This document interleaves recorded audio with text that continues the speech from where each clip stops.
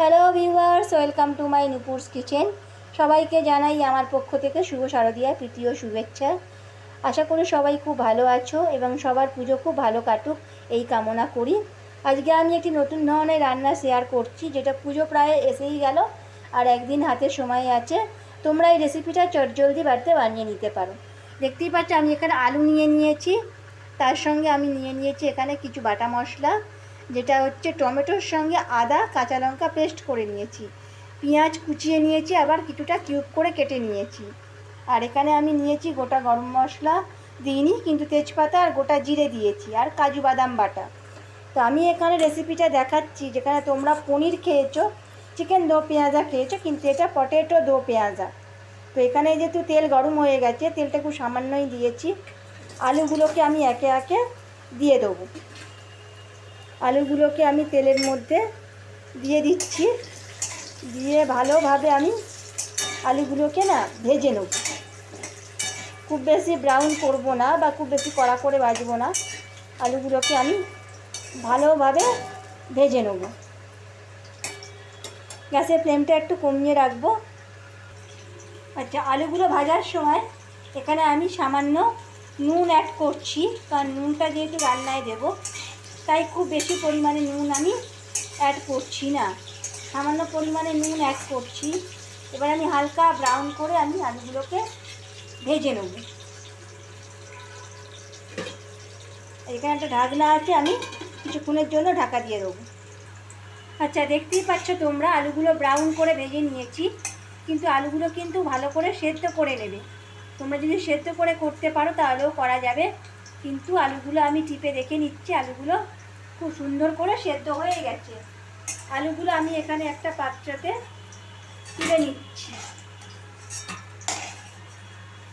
এবার এই পাত্রের মধ্যে যে তেলটা আছে,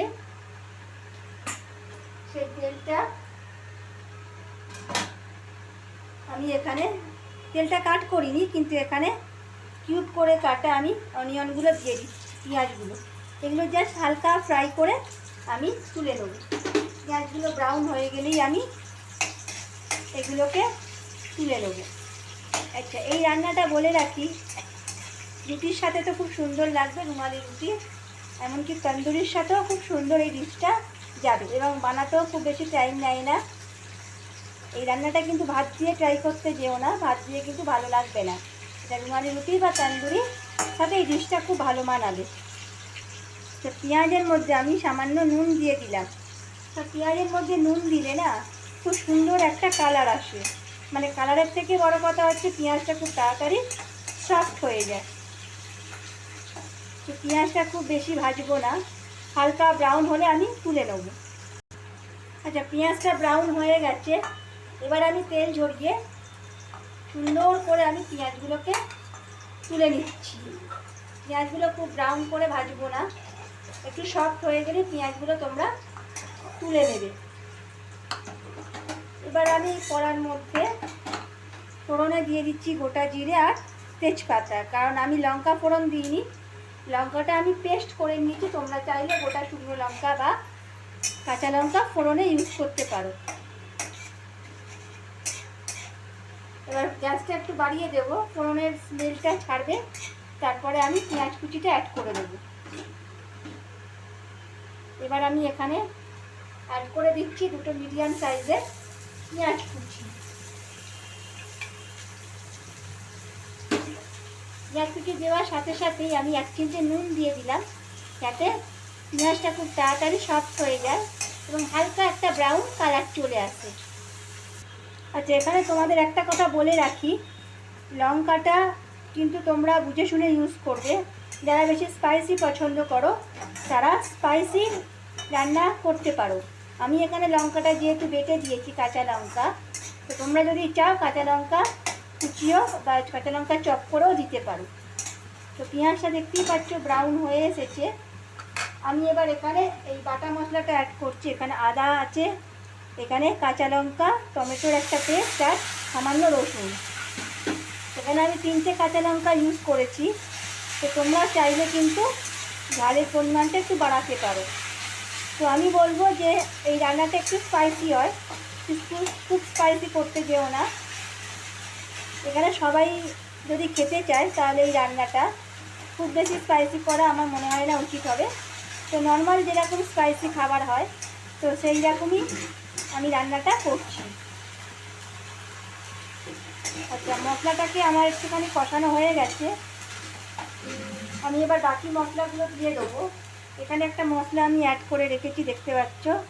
এখানে ধনে, জিরে আর গরম মশলা একটা জলের গুলে আমি নিয়ে নিয়েছি। এই মশলাটা দিয়ে দেবো বাটা মশলার মতন আমি।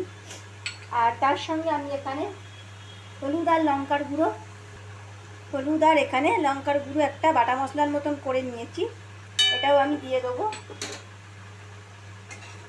সমস্ত মশলা আমি খুব ভালোভাবে আমি মিশিয়ে নিচ্ছি। মশলাটা আমি ভালোভাবেই আমি কষিয়ে নেব, আরও 3 মিনিটের মতন আমি কষিয়ে নেব।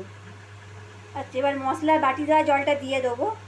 বাটি দেওয়া জলটা দেওয়ার একটাই কারণ, যদি মশলা যাতে ধরে না যায়, সেই জন্য আমি বাটি দেওয়া জলটা ইউজ করছি। এবার 3 মিনিটের মতন আমি ঢাকা দিয়ে রেখে দেবো যাতে মশলা থেকে তেলটা বেরিয়ে আসে। ঢাকা দিয়ে দিলাম। 3 মিনিট পর দেখে নেবো যে কী পজিশানে আছে। ফিরে এলাম 3 মিনিট পর। তো মশলা থেকে তেল ছেড়ে এসেছে। এবার আমি ক্যাপসিকামগুলো এখানে আমি দিয়ে দেবো। ক্যাপসিকামগুলো নরম হওয়ার জন্য ক্যাপসিকামগুলো ওপরে আমি স্প্রেড করে দেবো। আর এখানে আমি দিয়ে দিচ্ছি স্বাদ অনুসারে সামান্য নুন। নুনটা বুঝেই দেবো আমি, যেহেতু আলুতে আমি নুন দিয়ে ফ্রাই করেছিলাম আলুগুলো। তো ক্যাপসিকামগুলো দিয়ে দেবো, দিয়ে আবারও 3-4 মিনিট আমি ভালোভাবে মিশিয়ে নেব। এবার আমি আলুগুলো, ভেজে রাখা আলুগুলো আমি দিয়ে দিচ্ছি। আলুগুলো দিয়ে মশলার সাথে আরও কিছুক্ষণ আমি কষিয়ে নেব। সমস্ত মশলার সাথে আমি আলুগুলো কষিয়ে নিচ্ছি। এবারে আমি দিয়ে দেবো চারমগজের বাটা বা কাজু বাটাও আপনারা দিতে পারেন। ভালোভাবে আমি এটাকে মিশিয়ে নিচ্ছি। দিয়ে আমি এবার সামান্য জল দিয়ে দিচ্ছি। এই রান্নাটা কিন্তু খুব বেশি জল দেবেন না। আর এখানে মশলার বাটি ধোয়া জলটাও আমি দিয়ে দিচ্ছি। এবারে আমি অ্যাড করে দেবো পেঁয়াজ ভেজে রাখা, যেগুলো কিউব করে কেটেছিলাম, এইগুলো আমি অ্যাড করে দেবো। এবার আমি ঢাকনা দিয়ে 3-4 মিনিটের মতন ঢেকে দিচ্ছি।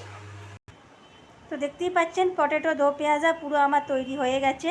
আমি যেরকমভাবে বানালাম আপনারাও ঠিক একইভাবে বানাবেন, বাড়ির সকলকে খাওয়াবেন। ধন্যবাদ, ভালো থাকবেন।